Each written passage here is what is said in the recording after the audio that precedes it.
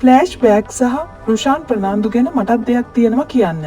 ෆ්ලෑෂ්බෑක් band එකත් රොෂාන් ප්‍රනාන්දු කියන චරිතය මට හම්බ වෙන්නේ 2003 වසරේදී. මගේ අක්කා එක්ක ප්‍රසංග වලට යද්දී. මගේ එකම හීනේ උනේ ඩ්‍රමර් කෙනෙක් වෙන්න. ඒ දවස්වල මම ආසම බෑන්ඩ් දෙක තමයි සනිදප සහ ෆ්ලෑෂ්බෑක්. දවසක් රාජාංගනේ ප්‍රසංගයක ෆ්ලෑෂ්බෑක් බෑන්ඩ් එක ළඟට යනවා නදීර අයියා හම්බ වෙන්න. එතන නිකන් කතා කරනකොට නදීර අයියා මගෙන් අහනවා ඔයා සින්දු කියන්නේ නැද්ද මල්ලි කියලා. මම කියනවා ෂේප් එකේ කියන්න පුළුවන් අයියේ කියලා. නදීර අයියා මට එතකොට කියනවා සින්දුවක් කියන්න බලන්න කියලා. මම ඒ දවස්වල වැඩියෙන් මාස චාමර අයියාගේ සින්දු කියන්නේ. ඉතින් මම චාමර අයියාගේ උඩ වැඩියා මලක් වෙලා කියන සින්දුව කියනවා. නදීර අයියා එකපාරටම කියනවා අඩෝ මල්ලි නියමයිනේ කියලා.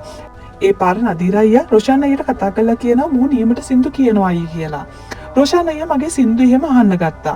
කියනවා බලන්න සින්දුවක් එහෙම කියලාත් කිව්වා. මම ඉතින් රොෂාන් අයියට කිව්වා ඒ දවස්වල මම ඉස්කෝල් යනවා කියලා.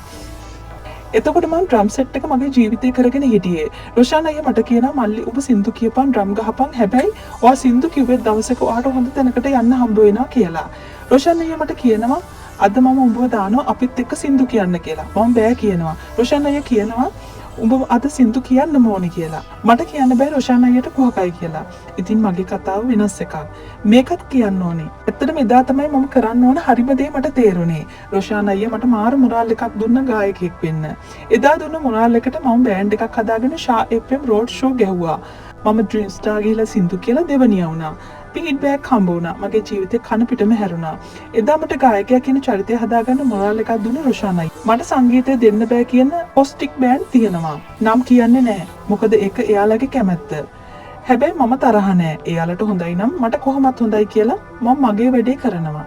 ජය වේවා.